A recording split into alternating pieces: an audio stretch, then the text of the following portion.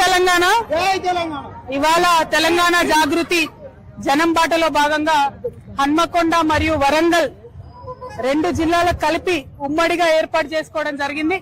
మరి ఈ రెండు జిల్లాల్లో కూడా మొదటి నుండి తెలంగాణ జాగృతిలో పెద్ద ఎత్తున నాయకులు కార్యకర్తలు ఉన్నారు.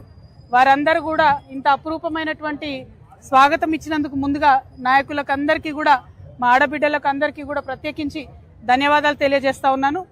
మరి వాళ్ళ ప్రత్యేకించి ఇక్కడికి కాలేజీ పిల్లలు వచ్చిండ్రు. ఫీజు రీఎంబర్స్మెంట్ రాక మాకు ఇబ్బంది అవుతుందని ప్రత్యక్షంగా చెప్పడానికి ఇక్కడి వరకు రావడం జరిగింది.